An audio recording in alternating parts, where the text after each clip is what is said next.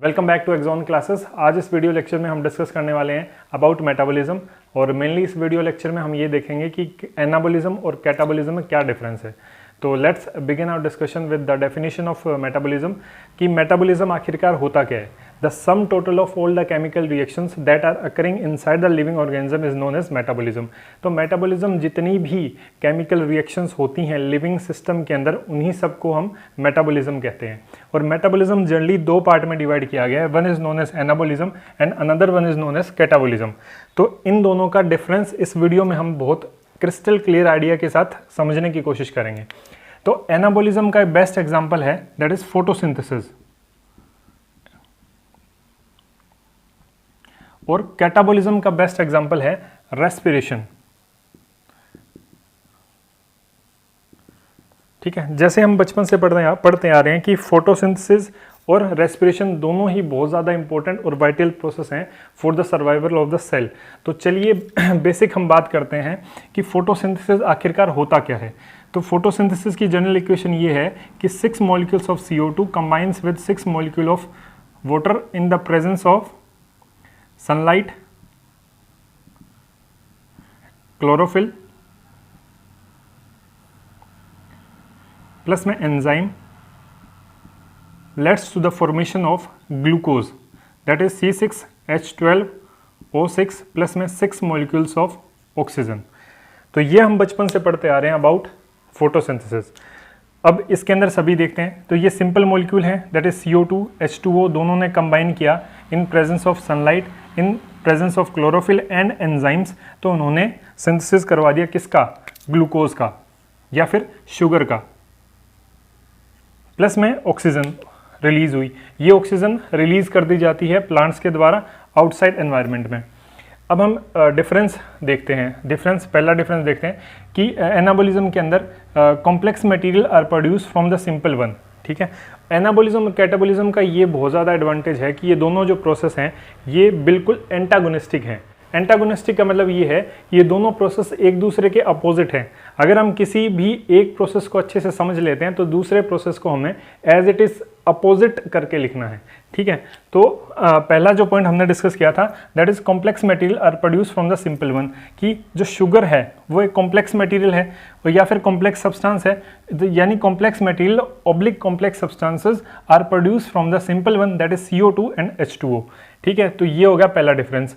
And second, यहाँ आप क्या देख पा रहे हैं कि कॉम्प्लेक्स मटेरियल का प्रोडक्शन हो रहा है दैट इज शुगर एक कॉम्प्लेक्स मटेरियल है या फिर कॉम्प्लेक्स मॉलिक्यूल है, तो इसका प्रोडक्शन हो रहा है। तो ये क्या है, कंस्ट्रक्टिव प्रोसेस। कंस्ट्रक्टिव का मतलब होता है किसी भी चीज़ का फॉर्मेशन होना या फिर किसी भी चीज़ का बनना। तो यहाँ हमने देखा कि जब carbon dioxide and water molecule जब कंबाइन किए तो उन्होंने शुगर बना दिया, तो it is a constructive process. अब इसी के कॉन्ट्ररी हम देखते हैं अबाउट कैटाबॉलिज्म। कैटाबॉलिज्म का बेस्ट एग्जांपल है रेस्पिरेशन। और रेस्पिरेशन को समझने के लिए सबसे पहले हम रेस्पिरेशन को ड्रॉ करके देखते हैं कि रेस्पिरेशन में एक्चुअल में होगा क्या।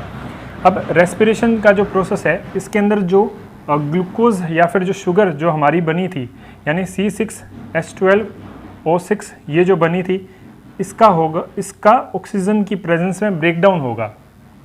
तो क्या बनेगा, हमारे पास 6 CO2 प्लस में 6 H2O प्लस में एनर्जी।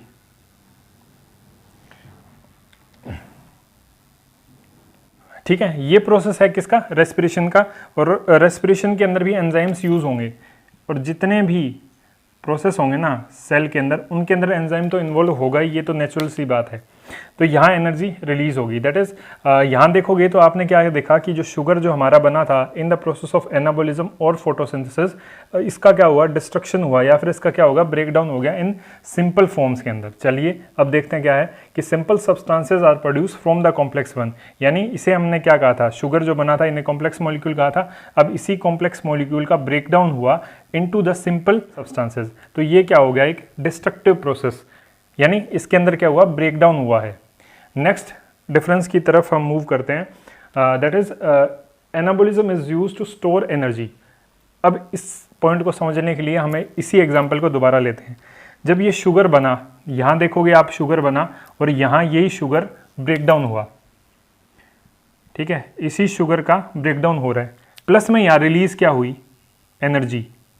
अब एनर्जी रिलीज हुई है, इसका मतलब क्या है, किसी ना किसी फॉर्म के अंदर एनर्जी पहले स्टोर हुई थी ना, तभी तो यहाँ एनर्जी रिलीज हो रही है। इससे हमें क्या पता चलता है कि एनाबोलिज्म के अंदर एनर्जी स्टोर होती है, जबकि ऑन कॉन्ट्ररी कैटाबोलिज्म के अंदर there is a release of energy, जो कि हम यहाँ देख पा रहे हैं। नेक्स्ट बात करते हैं, that is kinetic energy is change into potential energy. अब इस कॉन्सेप्ट को समझने के लिए आप थोड़ा सा काइनेटिक एनर्जी और पोटेंशियल एनर्जी के बारे में आइडिया ले लेते हैं। Kinetic energy due to the motion and potential energy is due to the location, position और हाइट। ठीक है, तो यहां क्या होगा कि kinetic energy is change into the potential energy, यानी काइनेटिक एनर्जी देखोगे तो काइनेटिक एनर्जी किस वजह से होती है कि kinetic energy is energy due to motion. Due to motion के अंदर क्या देखा हमने कि यहाँ देखोगे CO2 मॉलिक्यूल है प्लस वाटर मॉलिक्यूल है, दोनों ही कहीं ना कहीं से ट्रांसलोकेट या फिर ट्रांसपोर्ट होके यहाँ आ रहे हैं, किसके अंदर, लीफ के अंदर। लीफ के अंदर कहाँ, क्लोरोप्लास्ट के अंदर। क्लोरोप्लास्ट में कहाँ, क्लोरोफिल में। तो वहीं तो ये सिंथेसिस हो रहा है ना शुगर का। तो इसका मतलब क्या है कि ये मॉलिक्यूल्स मूव होके आए हैं, that is kinetic energy. Energy due to the motion is known as kinetic energy is change into the potential energy. और पोटेंशियल एनर्जी का मतलब है वहां जाके जैसे ये शुगर बनेगा तो जो यूटिलाइज होना होगा वो तो हो जाएगा, और जो एक्स्ट्रा फॉर्म ऑफ शुगर रह जाएगा वो क्या कर लिया जाएगा, स्टोर कर लिया जाएगा for the future use. Metabolism में क्या होगा कि potential energy, that is potential energy, sugar is stored in the form of potential energy is change into the kinetic energy once again. Next difference देखते हैं, that is anabolism is required for the growth and storage. Growth का मतलब क्या है, किसी भी चीज़ का formation होगा तो एक्यूमुलेट भी होगा या फिर वो स्टोर भी होगा। तो ये दोनों ही प्रोसेस रिलेटेड हैं, जैसे कोई भी चीज़ का फॉर्मेशन हुआ तभी वो जाके स्टोर होगा ना। तो यहाँ पे क्या होगा, required for the growth and storage. और जबकि catabolism is required for performing the various activities of living being. Activities of living being का मतलब क्या है कि जो भी सेल है उसको प्रॉपर फंक्शनिंग के लिए क्या चाहिएगा, एनर्जी चाहिएगी। मैं पढ़ा रहा हूँ तो मैंने जो भी फूड कंज्यूम किया है वो यूटिलाइज किया जा रहा है, और उस फूड में जो भी एनर्जी थी वो डिफरेंट सेल्स को मिल रही है, तभी जाके प्रॉपर फंक्शनिंग हो रही है। सेम केस यहाँ होता है कि कैटाबोलिज्म के अंदर एनर्जी रिलीज होती है और ये एनर्जी सेल्स यूटिलाइज करते हैं for performing there activities. Next point के बारे में बात करते हैं कि few type of precursor form diverse product. For example ये शुगर है, ये शुगर हुआ, ये कन्वर्ट हो जाए किस में, मोनोसैकेराइड के अंदर। ये कन्वर्ट हो सकता है डाइसैकेराइड के अंदर, ट्राइसैकेराइड के अंदर, ओलिगोसैकेराइड के अंदर कन्वर्ट हो सकता है, ये पॉलीसैकेराइड के अंदर कन्वर्ट हो सकता है। यानी few type of the precursor, यानी इन सब का प्रीकर्सर क्या था, sugar forms the diverse product. ये क्या क्या फॉर्मेशन करवा सकता है, that is monosaccharide, disaccharide, trisaccharide, oligosaccharide, polysaccharide, starch, sucrose, ये डिफरेंट फॉर्म के अंदर कन्वर्ट होता है। जबकि कैटाबोलिज्म में क्या होगा कि many type of large substances are broken down to form few type of the simple molecules. अब इसका एग्जांपल हम समझेंगे डिटेल में in our chapter 14 respiration in plant of class 11th। हम जो फूड इनटेक करते हैं उसके अंदर होता है protein, carbohydrate and lipid. Mainly हम इन तीन चीज़ों को कंसिडर करते हैं, that is protein, carbohydrate and lipid. तो जब एनर्जी, अल्टीमेटली पर्पस क्या है कैटाबोलिज्म का, एनर्जी ऑब्टेन करना। अब लिविंग ऑर्गेनिज्म के अंदर एनर्जी ऑब्टेन होगी तो वहाँ क्या होगा, पहले ग्लाइकोलिसिस होगा, फिर होगा TCA या फिर क्रैब साइकिल, फिर होगा ETS, इलेक्ट्रॉन ट्रांसफर सिस्टम, फिर हमें एनर्जी ऑब्टेन होगी। जब हमें क्रैब साइकिल और ETS चलाना है तो उस केस के अंदर जो सब्सटेंस जो इनकॉर्पोरेट होता है इनटू द TCA साइकिल और क्रैब साइकिल वो होगा acetyl coenzyme A। Acetyl coenzyme A, और एसिटाइल कोएंजाइम में कैसे कैसे बनेगा ये देखते हैं। पहले हम बात करेंगे ग्लाइकोलिसिस के अंदर। ग्लाइकोलिसिस के अंदर क्या होता है, ग्लूकोज मॉलिक्यूल होता है, वो कन्वर्ट हो जाता है दो मॉलिक्यूल्स ऑफ पायरुविक एसिड, और ये पायरुविक एसिड फिर किस में कन्वर्ट हो जाते हैं, इनटू एसिटाइल कोएंजाइम में। हमने किसके बारे में देख लिया, ग्लूकोज के बारे में। नेक्स्ट हम देखते हैं, यानी कार्बोहाइड्रेट के बारे में हमने देख लिया। नेक्स्ट हम देखेंगे अबाउट लिपिड। लिपिड कैसे बनते हैं, लिपिड्स बनते हैं from combination of fatty acid and alcohol. अब ये फैटी एसिड हैं, ये कन्वर्ट होंगे या फिर इनका ब्रेकडाउन होगा इनटू एसिटाइल कोएंजाइम में, और ये एसिटाइल कोएंजाइम में अल्टीमेटली कहाँ जाएगा, TCA साइकिल के अंदर। और वहीं प्रोटीन के बारे में देखते हैं। जब प्रोटीन है, प्रोटीन क्या किससे मिलके बनते हैं? Amino acid. अमीनो एसिड फिर किस में कन्वर्ट होंगे? पायरुविक एसिड के अंदर। पायरुविक एसिड फिर कन्वर्ट होगा एसिटाइल कोएंजाइम ए के अंदर, और एसिटाइल कोएंजाइम ए दोबारा किस में जाएगा? TCA साइकिल के अंदर। तो हमने क्या देखा कि many type of large substances, यानी प्रोटीन, कार्बोहाइड्रेट, लिपिड खुद में कॉम्प्लेक्स है। प्रोटीन में अमीनो एसिड से मिलके बनता है, कार्बोहाइड्रेट शुगर से मिलके बनते हैं, lipid fatty acid and alcohol से मिलके बनता है। तो यानी many type of the large substances broken down to form fewer type of simple molecule.